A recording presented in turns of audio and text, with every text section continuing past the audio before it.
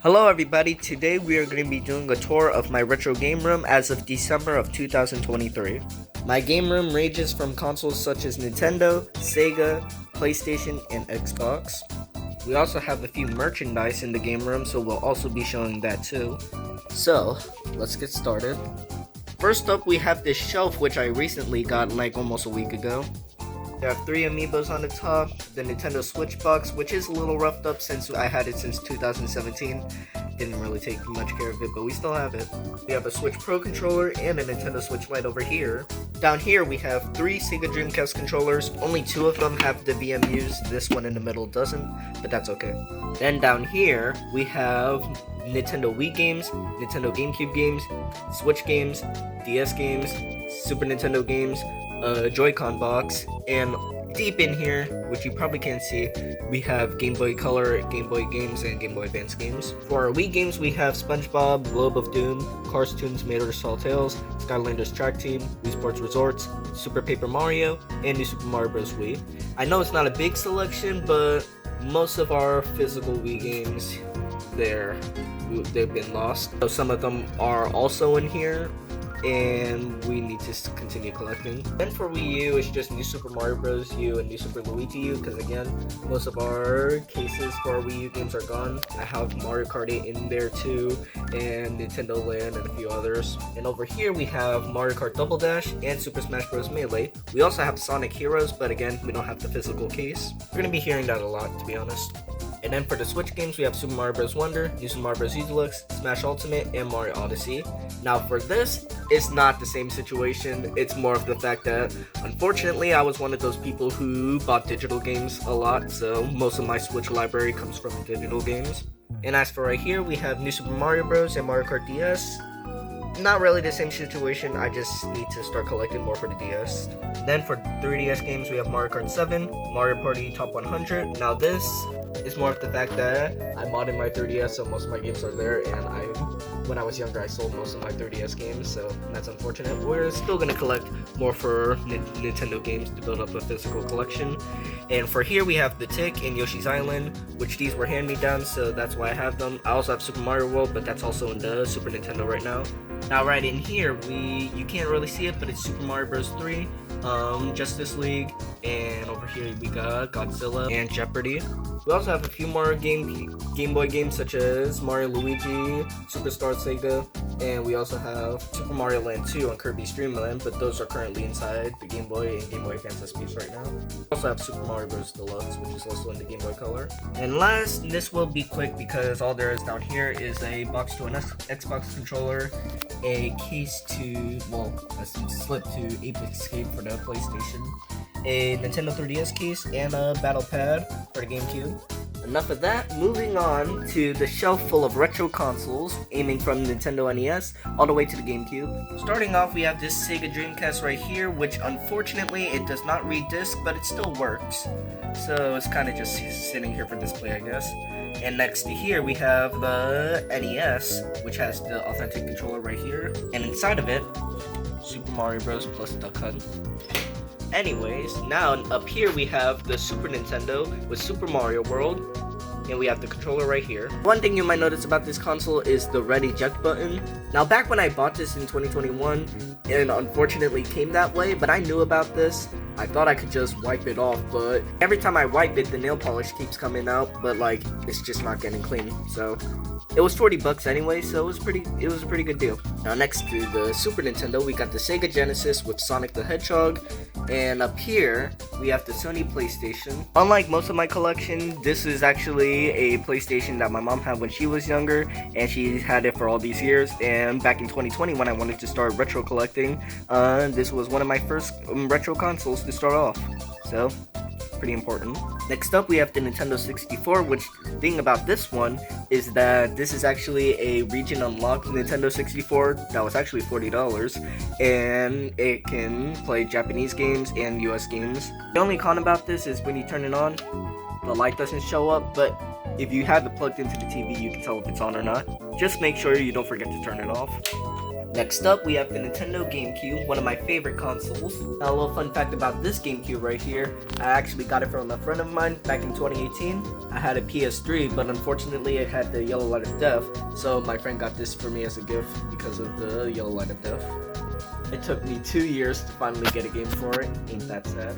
But yeah, the GameCube is one of my favorite consoles, and for a long time I had a soft spot for it. Same with this console right here, the Sega Dreamcast. Now this Dreamcast, on the other hand, actually does work in read disc. And the Dreamcast, while not one of my favorite consoles, it's a good console. I don't know if I can say it's one of my favorites, but I still have a soft spot for it, so.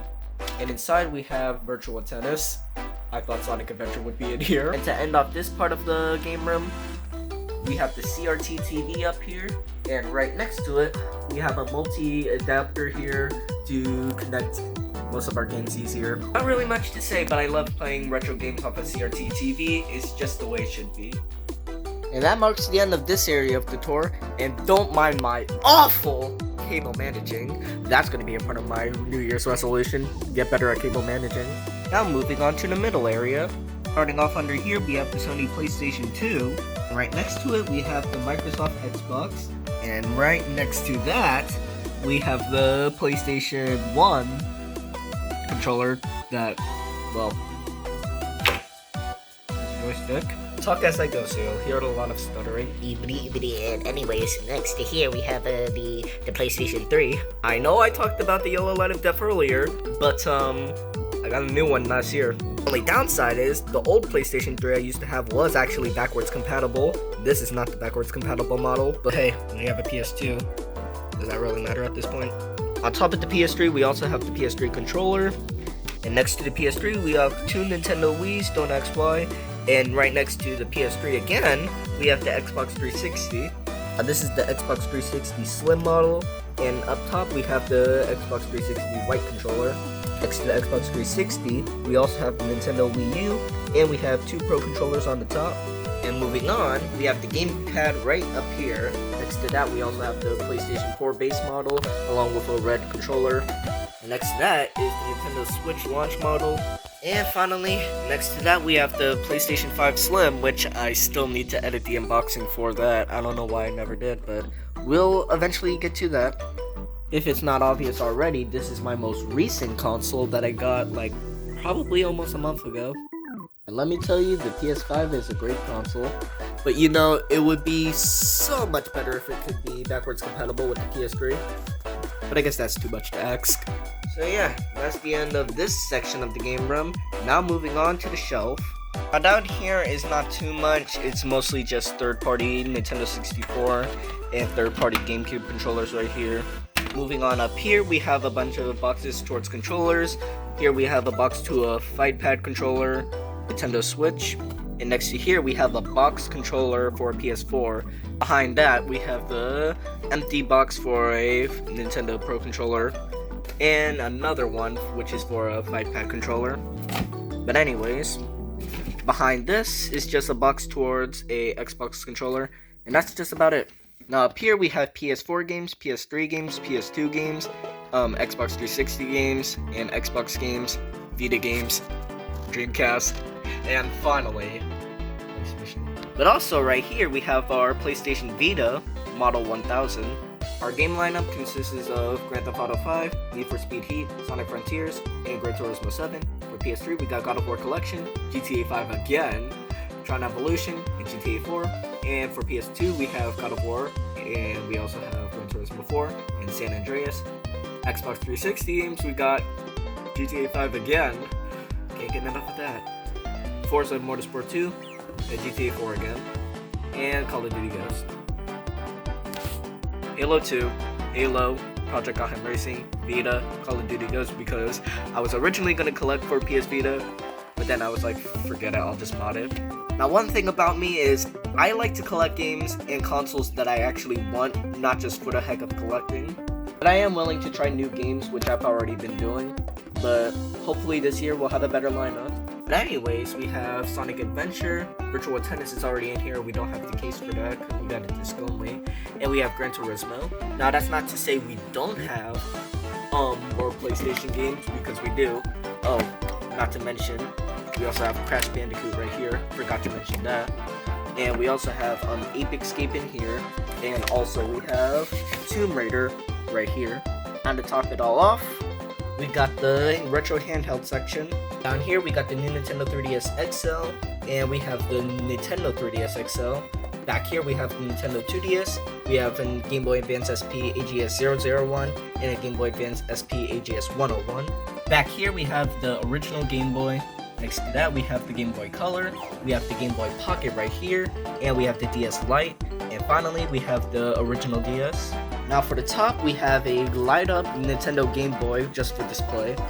Next to that we have Mario and Luigi, the All-Star models. These were used in my plush videos back when I used to do those. Back here we have a code for Spider-Man 2, which came with my PS5 box right here. Behind that we have 2 buckets of the coin block from the Super Mario Bros. Movie at AMC back when that movie came out. And then back here we have a figure of Master Chief and just a Cars 2 Lightning collectible. And that's about it from this section. Now right here we're not going to get deep into, this is just a piano, and we have an All-Star Metal Mario plush right here. The rest is pretty much just miscellaneous controllers, Wii remotes right here, just cords that need to be lined up better, and just controllers that just don't work. Now let's move on to this section of the game room right here.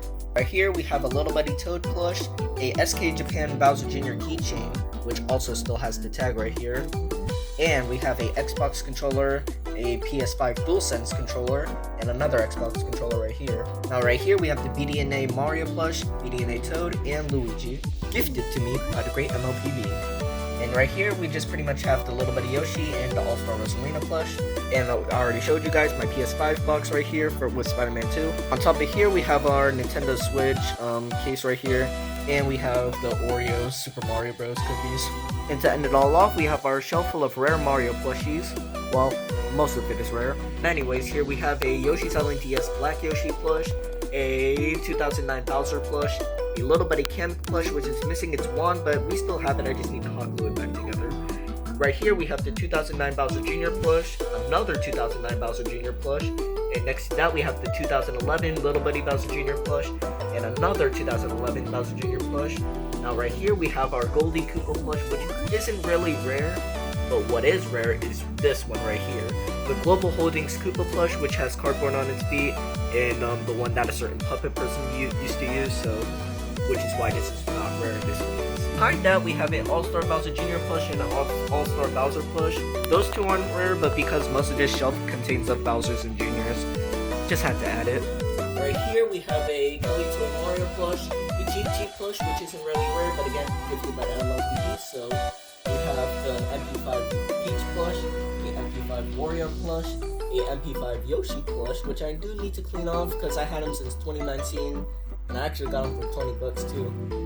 Kinda sad looking at the prices for it now. But anyways, we have the MP5 Bowser plush, a MP5 Mario plush, a MP5 Medium Mario plush, a MP5 Yoshi plush. Get this. So, I got this back in 2019 as well. This is my first MP5 Yoshi plush, well, my first MP5 plush in general. And I got him for $20, and I honestly thought it was the small one because in the listing, it showed Yoshi in a far distance, and I was just dumb back then.